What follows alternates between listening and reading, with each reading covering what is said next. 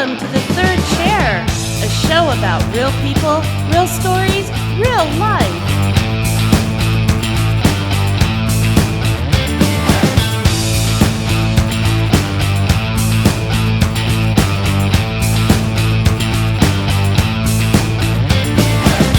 And here are your hosts for The Third Chair, Peter Grigg and Doug Bazeski.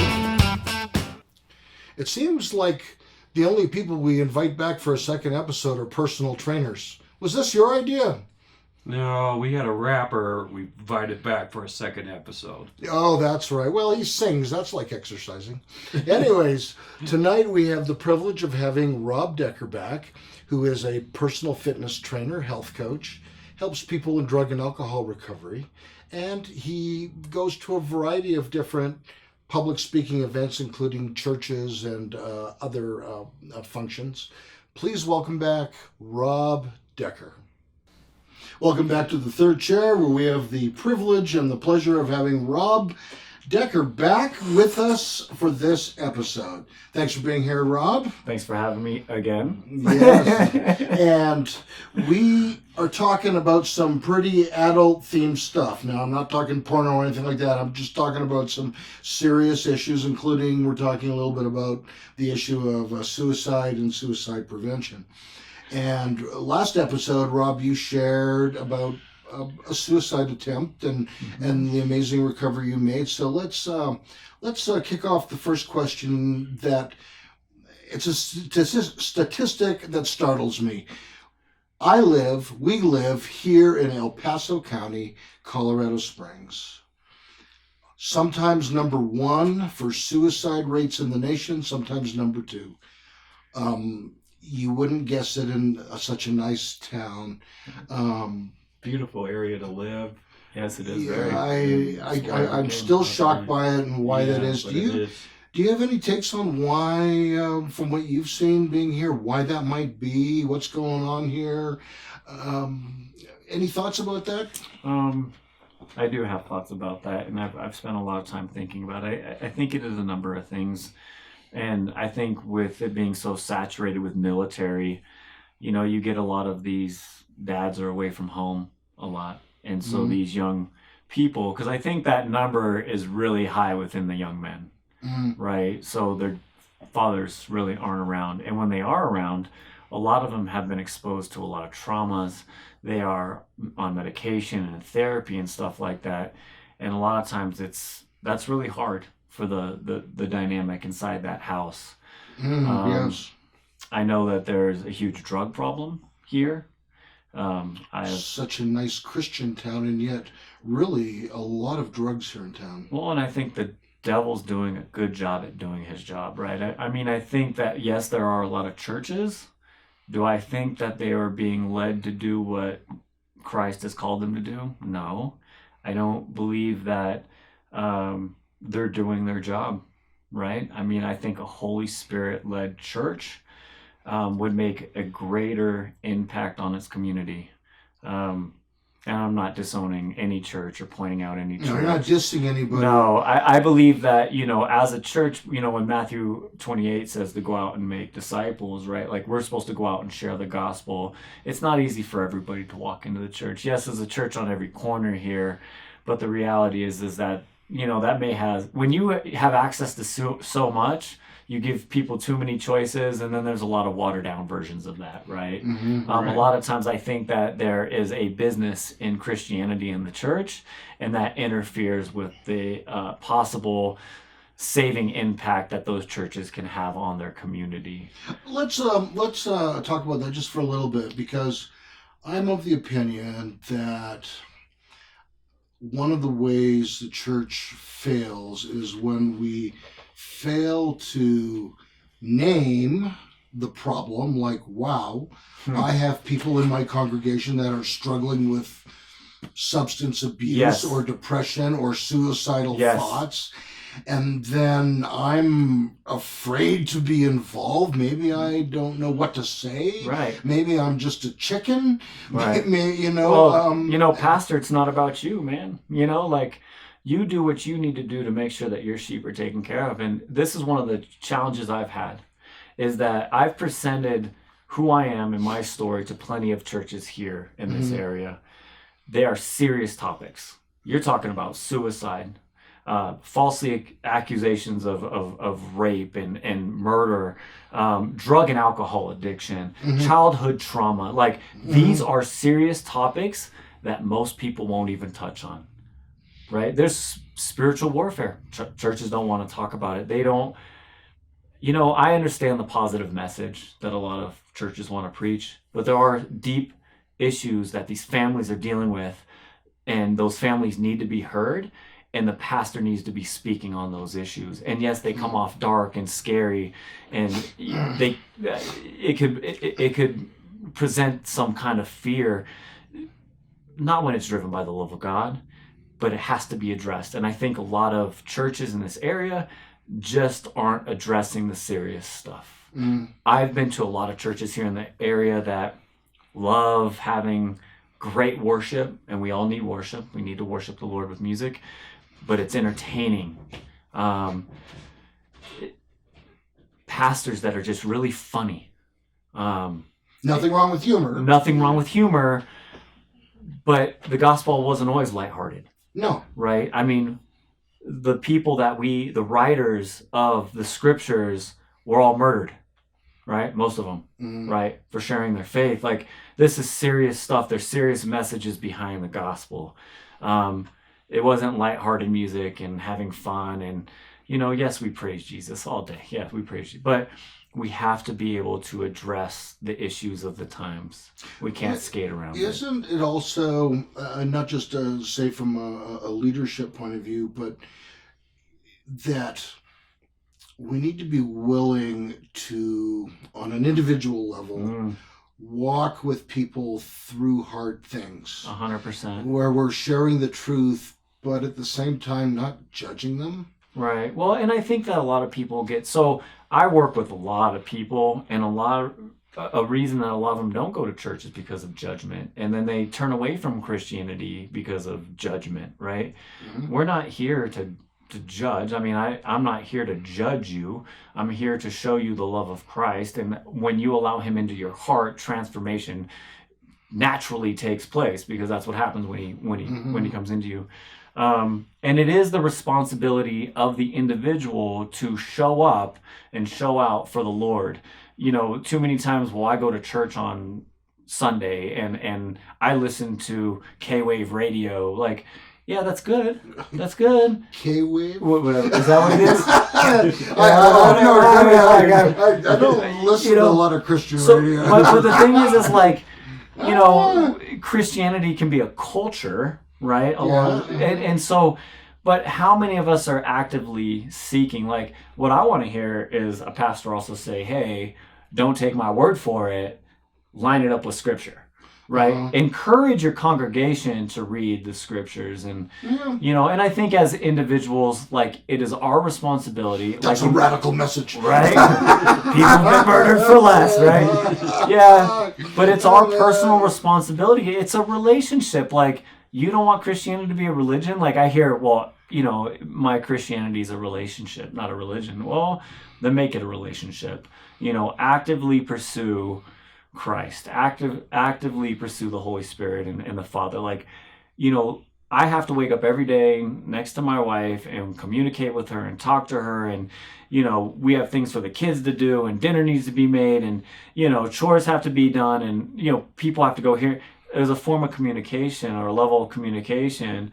Well, you don't get to just rub the lamp in the morning and say, hey, God, this is what I need for the day. See you later until tomorrow, right? He's not a genie, right? Rub the genie lamp. Yeah, right? And a lot of Christians, unfortunately think that's how he operates, but, Well, I think one of the challenging things is the whole idea of loving your neighbor. I mean, great message. Yeah, I mean, God's telling me to love someone that I may disagree with politically. Isn't it easy to love someone that loves you, but hard to love? Like, that's, he tells us about that. And, we should be able to have those mature conversations with people that come from different backgrounds and different cultures and have different beliefs. Like, Oh, and invite them over to our home for dinner? yeah, absolutely. Now You know what, now you you're also rocking get to- the boat now, brother.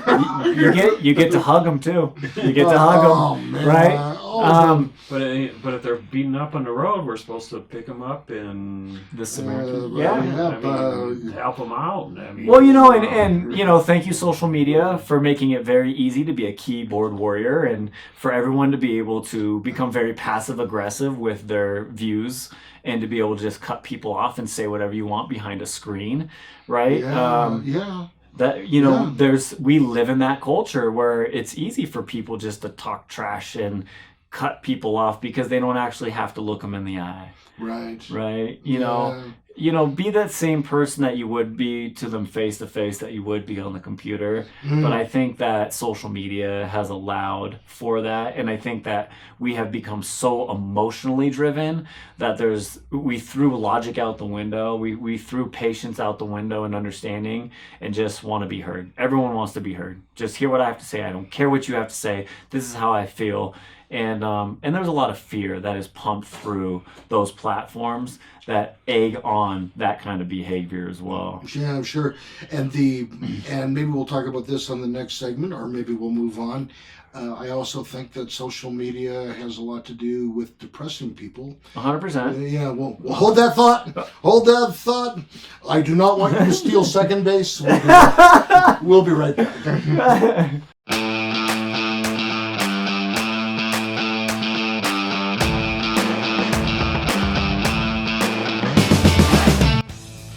Hi, I'm Peter Grigg. And I'm Doug Biseski, and we are the host of The Third Chair. We are here at 9 Round Kickboxing in Colorado Springs, shooting a little of what we call B-roll for episodes 1, 5, and 6. Yes, Peter's about to get his butt kicked while I eat a hamburger. Subscribe to our YouTube page to watch these episodes. They are a sight to behold. Follow us on social media.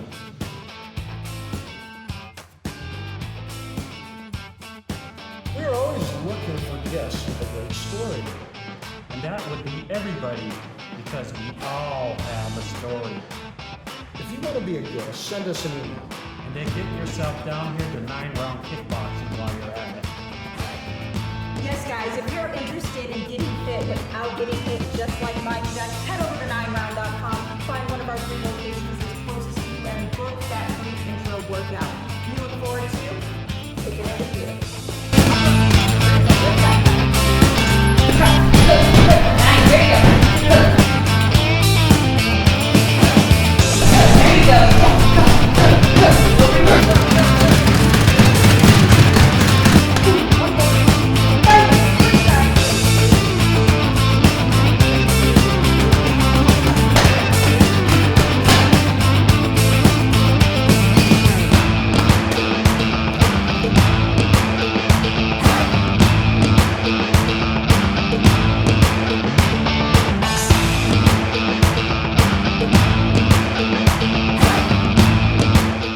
You don't even need these guys anymore. Here I am. Yeah, Yeah, he's going to host and ask the questions. Yeah, and give actually, the answers. my And blood we're sugar's just gonna getting say low. it once. I'm going to go for a Snickers bar. Oh, you should never tell that to a personal trainer. Well, yes, you should. We're doing burpees. We're doing burpees. Oh, my Oh, yeah, goodness. you get that Snickers, all right. Yeah, but is it worth doing 75 burpees? Yeah.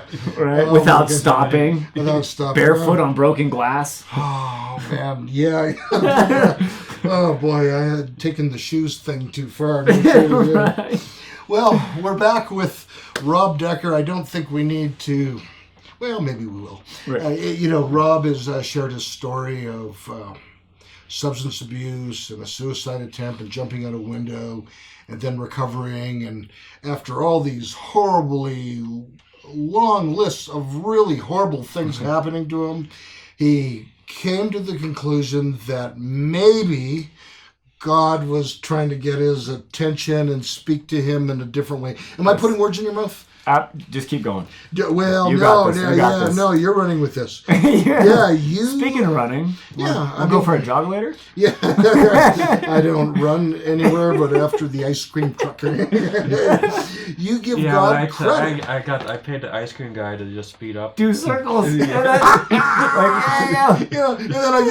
I get a frozen tofu bar. Right. Oh man, tofu other than hot and sour soup. tofu. Everybody else, you can tell the rest, but I Yeah. bribed them on that too.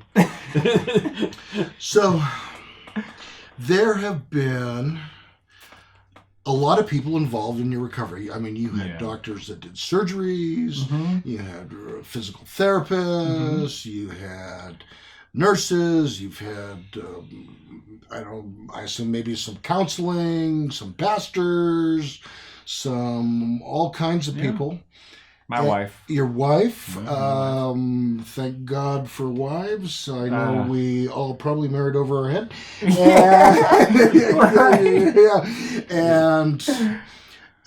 But as you lump it all together, you give God credit for your recovery. 100%. Yeah, talk about that a little bit. What does that mean to you? Well, I mean, ultimately, it was his pursuit of me and my, desire to be closer to him and being grateful and finding purpose and just loving on him that, led to where I am today. But he put some amazing people in my path, right? And so, I'm grateful for every single person pre-accepting him and post-accepting him that he has placed in my life. And I recovery for me is this ongoing situation. When you're talking about recovery from drugs and alcohol, like I consider myself 100% recovered from that. But as far as like the deeper issues in life, I'm constantly seeking those things out so that I can be a better husband, a better father, a better friend, a better coach, whatever that looks like. That recovery continues to take place. And that's an active relationship with him. And that's, getting in the Word and praying and, handing it all over to him. So, Well, you mentioned the word pursuit, and I think this is really a fascinating thought. Well, at least I do. Maybe you will. A lot of times we talk about people having free will and I'm choosing to choose God, so to speak, But there's very much an idea in the Bible of God being like the bloodhound chasing us down. It's like I have no interest in him at all, and I'm walking away, but he's after me. yeah. Yeah, he's pursuing me. Yeah. Yeah, it's not so much about me even at times pursuing him. Right. So you want to know my stance on that? Is that what you're asking me? Or were you just making a statement? Or were you just trying? Are you just trying Peter, to I'll preach to take me, it. Peter? No, Peter, no, are no, you preaching no, to me? I'm not. Peter will take any interpretation of the question. No, I'm talking a lot about, because we're talking about giving God Yes. so much credit for recovery, and much like the shepherd going after the missing sheep, the person in the house that lost a coin and spending the day chasing that down. There's a mentality that, I guess, not. Sometimes we see like God as a father figure with a lightning bolt ready to strike at us, but it's really more of he's a loving father who chases us down. We're running away, and he's after us. And I believe that. I believe that he loves all of his creation, and he wants to be with us.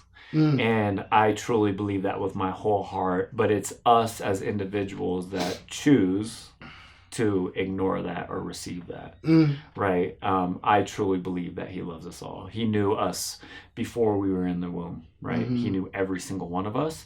And I believe that my heavenly Father wants me in his heavenly family, and it starts here on earth. And so I truly believe that he's constantly, and it's whether or not we accept or reject. It's as simple as that. And would you say it's a fair statement? It doesn't matter what you've done? It doesn't matter. I mean, I've done some stuff. Yes, you I've have, made- brother. I've made some choices. I've made some mistakes. I've made some error in judgment. And I think that's why I love him so much, because through all that junk, for him to still love me after all that stuff, and still to see all the grace and the things that, I didn't get in trouble for, or didn't get caught for, he just loved That me. list will be available. Right. It comes in 42 volumes. Right. And They're it's very thick books. Yeah, written in both Hebrew and Greek. Right. But you get 1 volume a month. Or, Well, it will be a lifetime affair, because I think Yeah, 4 have been written since I've been here. yeah. Free for your love gift of $100. If you donate to me, he'll give back to you, I promise. Oh, brother, now we're getting Just into kidding. some very, very dark theology. Right. I just, I've made some mistakes. I've gotten Yeah. arrested for a drug crime. I had trouble with drugs and alcohol a long time ago.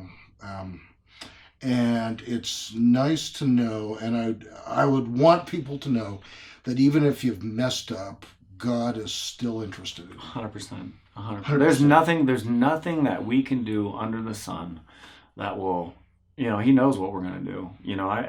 I heard a story about Jeffrey Dahmer before he was murdered in prison, was that he came out on an interview, said, I've accepted Jesus Christ as my Lord and Savior.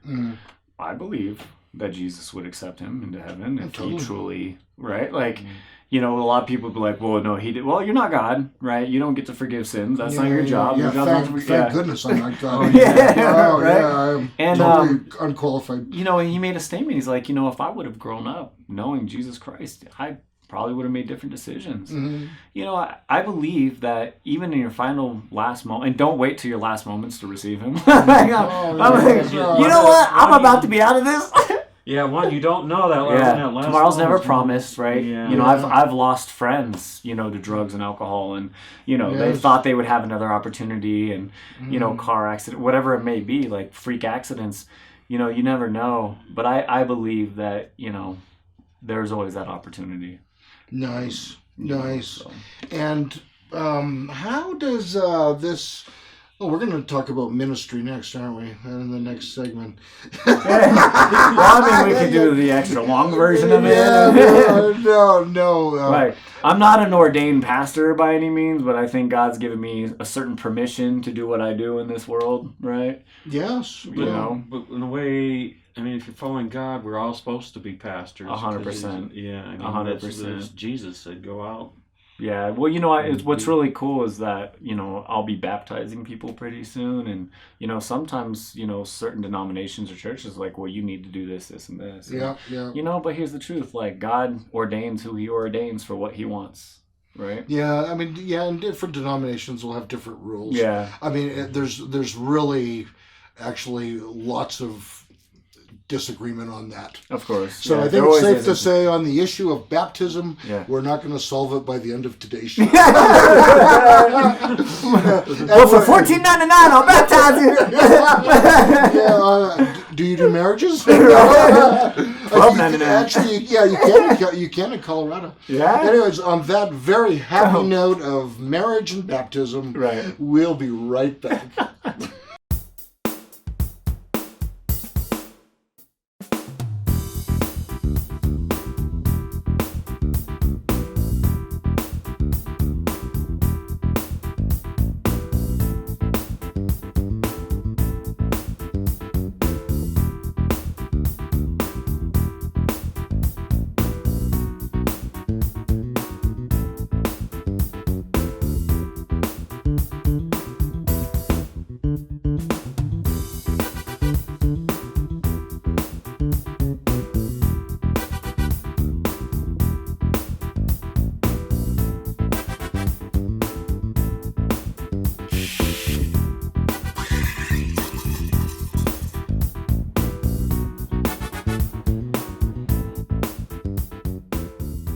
The official coffee of the Kentucky-Arizona Walnut Association?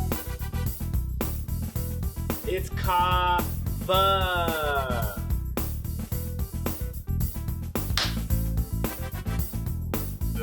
national coffee of Kawasaki, Japan? It's kava. Hiya! Is it the secret elixir of the surfers in Hawaii? Or is it the secret island recipe of Kona, Koala, Kauai, or Cola? It's kava.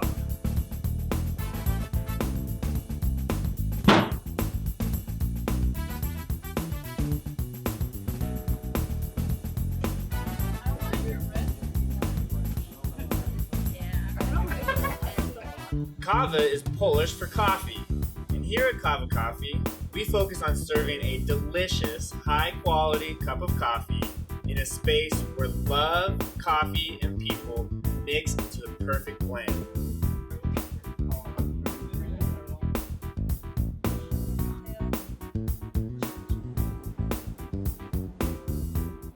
We value our relationships with our customers and our roasters. Buy locally whenever possible and truly have the homemade touch. Our pastries, syrups, and even our almond milk are made in-house.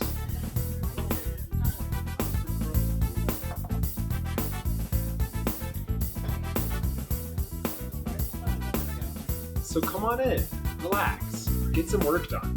Enjoy the Kava community, some encouraging words from the Kava Coffee gang.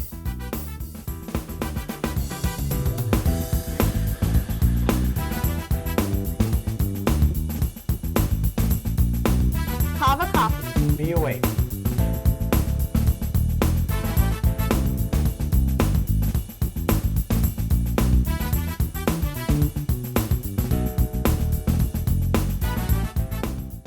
Dude, I'm with you, man. Yeah. Well, welcome, because Mr. Normal's acting up as usual. Low blood sugar. He's kind of. He's going. I need a serving of pasta bag. Give us the pasta bag! Yeah, We will- a little portion, right? We will do that after tonight's episode. Welcome back to the third chair with Rob Decker. Yes. You contribute to a book. Can you tell us about that? Missing Pete's Spirituality. A woman in England actually got wind of my story, because that's one of the positives of social media, right? Because we don't want to trash social media as a whole, but you can use it for the good. Next segment. Right? It's a tool. It's a very powerful tool. Yeah, it's a very powerful tool no matter how you use it, right? And so she heard my story, and she was just like, I would love for you to share it in a book.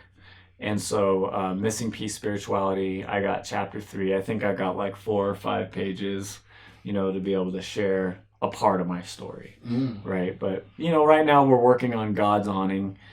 Tez Brooks is the writer of that book. He just, he listens to my podcasts, asks a bunch of questions, and then he formulates, the stories and all the words in those pages. And so I think we're about 6 chapters out from finishing that book. Oh, okay. And So we've been maybe doing it. next year. But might Yeah, be, well, you know what? Who knows? I mean, I don't know. I mean, I think it really comes down to when it's supposed to happen, right? We don't have, exact date. For me, I'm comfortable if it's 2 days or 2 years. Whenever it comes, it comes. And Yeah, I don't understand book publishing, but I know Yeah. it takes a long time. Because some will say I finished the book and then yeah, it's I think like there's a more year stuff later. involved. Yeah. Yeah. It depends if you self-publish or you have a traditional publishing deal. They all make a difference. Self-published, Yeah. but Yeah. So, I mean, ultimately, the point of the book is going to be like the point of these podcasts is that you hope that someone hears or reads something that they can resonate with, and it starts to shift them into another direction. So, yeah, hopefully that comes out soon. So yeah, I hope it. so. Yeah. I'll give you an autograph copy. Oh, yeah. Yeah. Free. For your love gift. Right? Free. It comes with 20 burpees. Go. Well, William Shatner of Star Trek fame, he never gave away free autographs. He had to donate like $500 to his foundation. Yeah. But then No, he'd at like, Comic-Con it was 100. okay, so he gave a break to the people at Comic-Con. But he would meet with you and sign a book of his. Yeah. And talk with you for 5 or 10 minutes. And so you got something. Yeah, I mean, if my signature ever becomes valuable, we're in trouble. Right? Yeah, I mean, for me, I hope that when the book comes, I get those opportunities to sit down and listen to people, say how the book impacted them, and because it's always about like how they can relate to one of the stories, right? And so, how did it impact you, and are you in a better place now? And I think, Yeah. I mean, Bible number one, but if there's something I say that helps you out, that's awesome, right? Mm-hmm. So. And at the end of last episode, you talked a little bit about your speaker. Do you want to my speaking? Yes. Yeah, I've had a lot of opportunities. It started in California where I started speaking at churches, and then churches from miles and miles away. I mean, I remember having to take a trip, like it was like I went from LA to San Diego to go speak at a special event and at a church, and they put us in a hotel overnight and took care of everything, and which was really cool. Like you felt like a little superstarish, right? So yeah, I've spoken at men's conferences, youth groups, Bible studies, anywhere where people feel that my story is useful, podcasts, TV. I've been on TV, CBN, all sorts of cool stuff. When you go to the website, you'll see most of it. But yeah, I do some speaking, along with the recovery stuff as well, and So. Do you talk basically about like what you talked about here on these two episodes? Yeah. I think what's really cool is a lot of times what will happen is every time I go into a situation, I start to tell my story, it never comes out exactly the same, right? And it just feels like it's led for the audience to be able to hear what needs to be heard. And then at the end, you either get everyone raising their hands asking questions, or they'll come up to me and start asking questions or start talking about how it resonates with them. And I've been in the room where someone like emailed my website while he was like in the room with me because he was so eager to ask a bunch of questions because he didn't want to ask in front of everybody, right? I mean, he was one of the... Yeah, so... So do you like embarrass him? It's like somebody in the audience. Yeah. Who's sitting back in the back row? So who's Tom? Tom, stand up, please. Tom, can you get up, please? So I know you totally didn't want to be exposed in that situation, so this is a life lesson, right? Yeah. Tom of 1234 Golden Brick Road. Right? So, I just like embarrassing people. Yeah. Oh, I can't imagine you do that. No, you're probably very sensitive to. Well, because what happens for a lot of people. So I recently wrote this a letter to my dad that I got to share with you guys before I leave today, and it was kind of like this. Finally, just letting it go. I had forgiven my dad a long time ago. I had healed, but there was something that was just kind of bogging me down, and so. After talking to my mentor and a couple guys, like I understood there was something more complex to my situation that needed to be addressed. And so in that, it was like, well, I want you to write, and he wants me to write a letter / poem to my father. And I put it all on paper. And right when I was finishing that last line, like tears just filled my eyes. And right when I got done, that thing that was just bogging me down was gone. It was like that final piece of letting go and moving on. And so I've actually shared that with people, and just the amount of feedback that I've received from that, and how even with women with their moms was like, yeah, it may have been about you and your dad, but I totally understand that and I can feel that. And because of that, now I can move on and let go because I get what I'm dealing with and that I'm not alone in those things. And so sounds like a little bit of a form of journaling, in a sense, writing down those ideas. Well, the crazy thing is this: when I was a young man, I was always writing poems and stuff, and my dad was just like he wasn't a fan of a lot of stuff I did. Right, he didn't support a lot of stuff that I did. And for me to be able to write my father a letter or a poem which he would have rejected when I was younger was like, well, this is for you, Dad. And to be able to give him something like that, even though he was no longer with us, just freedom. It was just so freeing, and just the amount of, I had people coming to my house, grown men crying because they're like, dude, that's me and my dad. right? And that's the way you want to touch people, but you also want to show them there's healing in it, and there's forgiveness and understanding and compassion. Like, that's what you want. It's not really about me and being able to tell a story. It's me being able to use my story to open up your story so that you can heal. And that's ultimate, like, that's what I do all this stuff for. You know, I just recently, I became a finalist for Muscle and Fitness, Mr. Health and Fitness, right? And when I was a kid, I always wanted to be looked up at for my physique.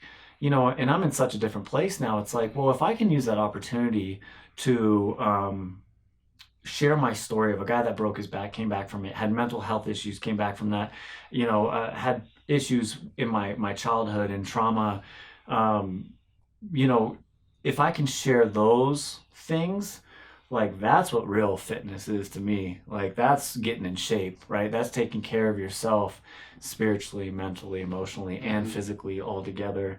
And just having an opportunity to be able to share a story that will penetrate the heart of the reader or whoever's watching, you know, so that they can get some healing for themselves, you know. Yeah, nice. Well, we'll hold that thought in your next question, Doug, till we come back from our next break. A letter to my dad. Hi, Dad. There's not a day that goes by that I don't think about you. It's been hard dealing with your exit. There's still so much I had to prove. I became a father and husband, entrepreneur and speaker. I have a great wife. I know that she's a keeper. I am looked up to in life by my family and by the community. I fought your good fight. I wish you could see. I fell into addiction and then onto the ground. Broke plenty of bones when I tried to find my way out. I've conquered so much. I wish you were home.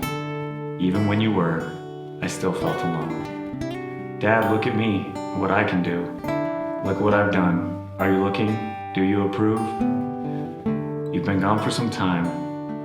I remember lessons that you taught me. They were all about the fight. You were jabbing with the left and lived to be right. I'm your only son. Now I have two of my own. One is a toddler, one fully grown. I don't think I can teach them. Son, fight till you win. As that first battle ends, another seems to begin. Why was loving me so hard and so seemingly tough? I wanted to be the prize in your eyes. Dad, can I just be enough? I know that you had to deal with a lot. You raised me the best you knew, and it took me some grace to revel in that thought. All I ever wanted was all of your heart, and then it took its last beat. It was your love that I aimlessly sought. It was close to the end when you asked, how is it that you could ever have loved? Well, because you're my dad, and that was given from the heavens above. I saw through your pain. You wish you did better. You did your best job, Dad, so I give you this letter. It's time to move on, Dad, so I can grow as a man. I found a new path. I have a new plan. Today is the day that I have to let our past go. You're at rest now, and so now is my soul. I'll see you one day in the heavens above. Until that great day, Dad, I'll forever be your beautiful son. Welcome back to the third chair. We were just talking about the poem that you wrote your father. Have you ever done this as part of your speaking engagements? Share that story or share that poem? No, I never have. The poem actually came out, about 6 weeks ago is when I kind of, wrote all that. And so I haven't had an opportunity yet. I've had a chance to share it with a lot of people, but I've yet to use, a podcast or a stage to be able to share that poem. We've heard that poem, and it's very strong poem, touches at the heart and everything. Beautiful poem, and it would be great if more people could hear that poem.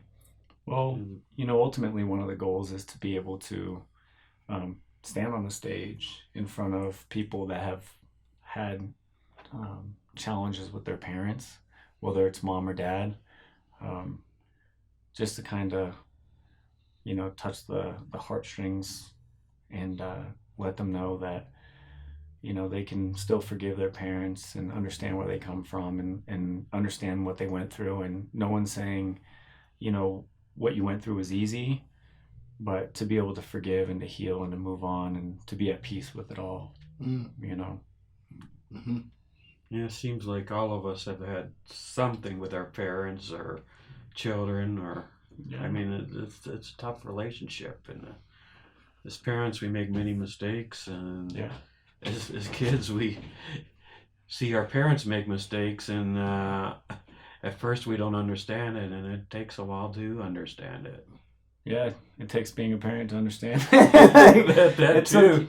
It took me, so, in the poem I mentioned about having two sons. So I have a son from a previous relationship, and his name is Christopher, and he's 22, and he lives out in Tennessee. And so, when I was talking about that father-son relationship, with Christopher, I wasn't around for him. I was a drug addict, alcoholic. I was living in my own world, and I didn't take on my responsibility with him. And now he's 21, 22. And here I am, trying to rebuild and repair and develop a relationship with him, and then I have Caleb, who I was there from his birth, and I'm trying to develop him at such a young age. And so I have two different situations with both of my sons, and I don't want them to feel like everything in life is just a dogfight. What I've seen in my life, everything was fight, which led to this performance behavior that I have, and being standoffish and always having to win at everything because everything was a fight. Well, everything's not a fight. There's a time for war, and there's a time for peace, right? Mm-hmm. There was no peace in my heart for a really long time, because even in my good, even when I was pursuing my ministry and recovery and certifications and fatherhood and being a husband, everything for me was like a battle. Everything, I have to get this done. I have to, right? I have to, because my value was in my accolades, right? And being able to accomplish this, and I think what was shown to me in that letter with my dad was no, it's not. There's a time for rest and peace and forgiveness and understanding. It's so crazy how you can heal and forgive, but sometimes those roots are so deep, right? And I think a lot of us get into this mindset of fight, and it doesn't really always have to be that way. And I believe that all comes from a spirit of rejection. When we're rejected at such a young age, we go out and we look for that validation in different things. And for me, with the drug and alcohol addiction, the drugs and alcohol never let me down, right? They'll always be there when I want them. It validated me in my insecurities and medicated me when I needed to be medicated, right? And, and I did that in sales jobs. It's I always had to be number one. I go out there on the softball field, and it's all about the diving catches and throwing people out first and hitting home run, because it's all this performance stuff, and that does take some of the joy out of all that stuff. Right. And having to, man applaud you and pat you on the back because you're chasing that approval from your dad, and I did that for a long time. And I realized even in my ministry in recovery, and I had this rescuer mindset because I wanted to be rescued as a kid. And so I wanted to go out in the world and rescue and prove and validate. And in my value, I was trying to create this value that, I know where I get that value from, but when you're so focused on that one person, it's hard to focus on anything else. And so, my Christian walk hasn't been perfect, and there's areas that I still work on. And unbelievable. Right. You don't have a perfect Christian walk. Right. Unbelievable. Well, it's we always talk about giving it to the Father because he loves us, and he's nothing like our earthly father. But, there's times where things just shift because, I've been so conditioned and programmed, and I develop certain patterns and behaviors when this happens and that happens. And I think just being cognizant of all that kind of stuff and being aware that, these things can still happen, and having a true desire to clean out your heart and to really put a smile on his face is what's really the most important, but it's easy to get away from that stuff, and sometimes we don't even realize we're doing it. That's just the craziest. I think men have a problem with the whole performance thing you talked about. We had one guest on the show that had the same thing. He was colonel in the Air Force and a gymnast at the Air Force Academy, and has a PhD, and he's a doctor of optometry. But the same thing, struggle. I've got to be number one at everything. Yeah.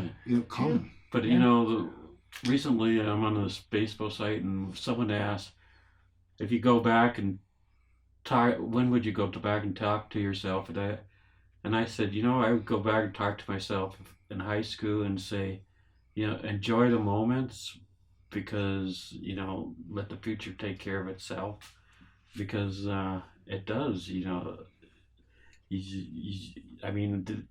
can always get up and fight for something. No matter what's happened to you. Yeah, if I could go You're back, a great example. And so enjoy the moments more. Yeah. If I could go back and talk to myself, I would have gone back to breakfast about 3 hours ago. And said to myself, don't eat quite so many carbs. Well, we're talking about childhood, but I get it. Childlike behavior. Right, absolutely. And some of that stems from that, right? Someone ate a lot of pancakes as a kid. I get it. Oh, yeah. But, it's funny because I've been asked that question before, like, what would you have told yourself, your younger self? And my honest truth is nothing. Nothing. I would change nothing. I would have told myself nothing, because of the man I've become today and the things that I've learned. I can use my experiences, even my most recent one with the struggles I was having with my dad, to relate to somebody. Mm-hmm. So there was nothing I would want to change.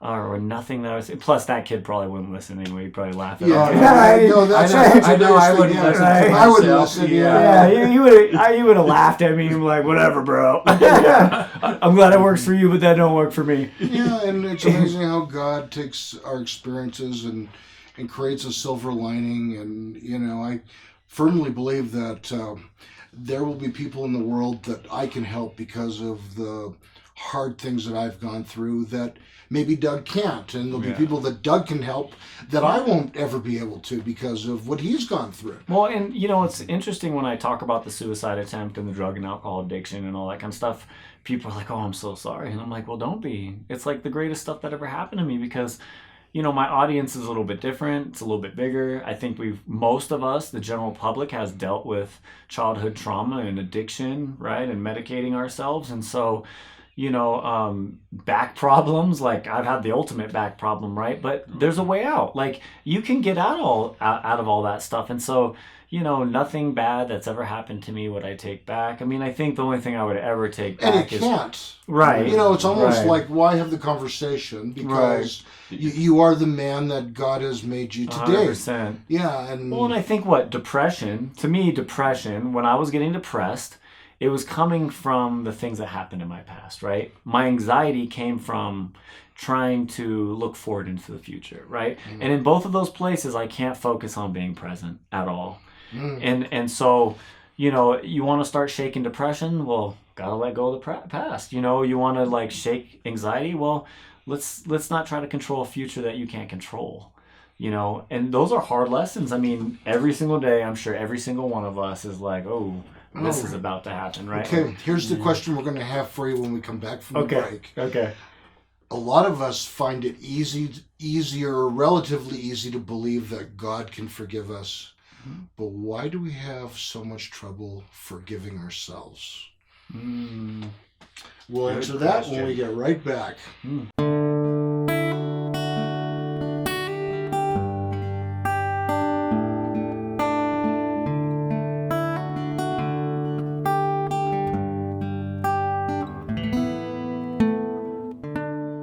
Hi, I'm Dr. Peter Grigg, a life and recovery coach with Pikes Peak Recovery Coaching. I've had the pleasure and privilege of helping people for over 25 years. I want to hear your story, support and encourage you while we partner together to help you reach your goals. I can help you. I am certain I can help you. I can be your guide, role model, resource person, and help you get results. What's my coaching frameworks? I'm an eclectic coach drawing from a variety of disciplines and frameworks with evidence-based proven methods. What would you like to work on? Some popular areas are goal setting and attainment, building and maintaining motivation, finding purpose, personal development, recovery from drug and alcohol addiction problems, health and wellness, life planning, athletic and creative artist performance enhancement, maybe something else. Just ask me. I would love to help you. You can find my services on Fiverr.com.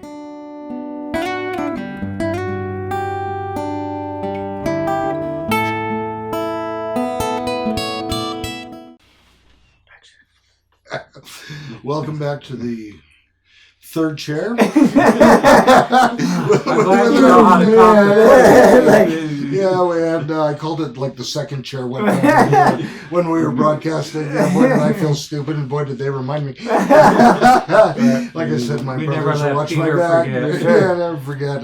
It wasn't as bad as the time I fell asleep during an episode. But boy, did I hear I would hate to be that guest right there. Like, Oh, he chewed me out. Oh, that's fair. Yeah, he said, "Wake up! No sleeping when I'm talking." Yeah. Like, really? Am I that boring? Like, he was thanks, he man. was very interesting. I just had been up all night, so didn't sleep well that night. That's my excuse, and I'm sticking with it. Yeah. Yeah. If you're watching right now, man, I was Yeah, exhausted. yeah. It was my wife. Right. It was the woman, Lord. Always is. She bit the apple. Just saying. Yeah, Right? that's right. So when we left off, I asked a question that I'm curious your thoughts on, and that's the idea. We seem to receive the idea that God can forgive us for doing wrong easier than we can forgive ourselves for where we've blown it. What's been your experience working with people and with your own life? Well, I'll speak onto myself is that, like, you know, when I found my value, it was easier to forgive.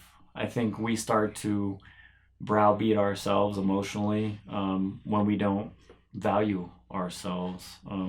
There's a lack of that love and for ourselves, you know, and you know, God loves us and he loves on us, and you know, he wants us to forgive ourselves because he knows that we're a much more open vessel when we can forgive ourselves as well. And you know, he doesn't want to hold anything over our head.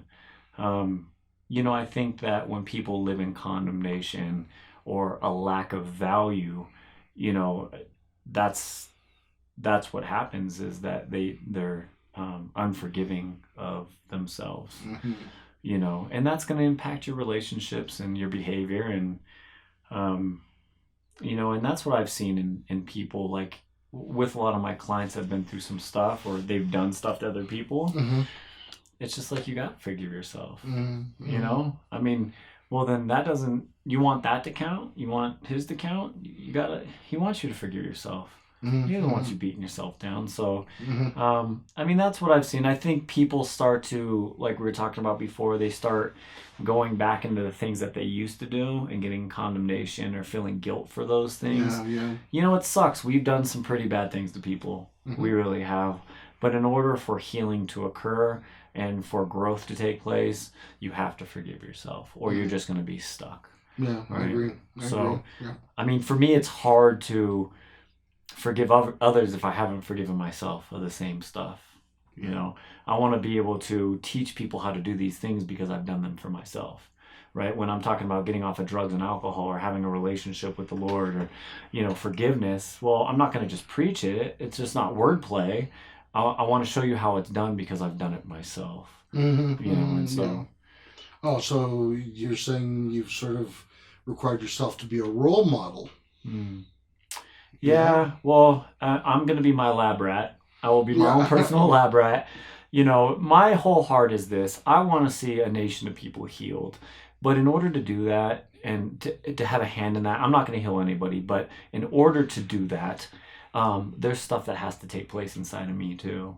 I don't want to be the guy that just talks it, right? I want to be the guy that lives it, and I want to feel it. For in fitness, you get these trainers that make their clients do a bunch of stuff that they probably shouldn't be doing, that the trainer themselves has never done, or putting someone on a diet that they've never done before. Like, here's the thing. I want to do those exercises and those movements, and I want to try that diet before I even say that that's what you should be doing. Mm-hmm. Like, I think that there's a certain integrity and honesty with that. Yeah. And so that's, and that's being honest with yourself. Sure. Right. Well, we're wrapping up, and so I for some guests, not all guests, we've done a lot of talking, and just, is there anything else that you haven't had a chance to talk about that's important for you that we haven't addressed so far? This is your chance to, if you have a burning desire, so to speak. No, I mean, I've been able to talk about some really cool stuff, and I thank you guys for allowing me to share that poem that I was able to share. Like I said earlier, that there's going to be voting that takes place for Muscle and Fitness, and I hope that they use my story to encourage their readers. And I know that around June 14th or 15th is when voting takes place. So, if you just look me up and help me out there, that's great. If it's not meant to be, it's not meant to be.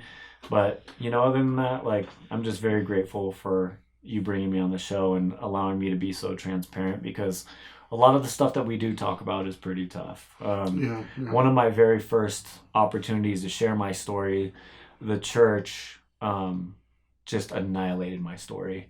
They just watered it down, so much, where I'm sure it still had an impact, but they took out so much crucial stuff that could have really helped people, even though, those are some pretty tough blows that were thrown during some of that conversation. Right? Well, that's part of the reason why we do an hour, because we want people to be able to expound on it without it being edited down. So that's absolutely. Just a decision we made as a company. Yeah. But anyways, well, thank you so much. You've been fantastic. Great. And thank you for joining us on the third chair. Please remember to like, subscribe, hit the notification button, and please, if you enjoy the episodes, you enjoy our personalities, join us again, and please share with your friends and contacts.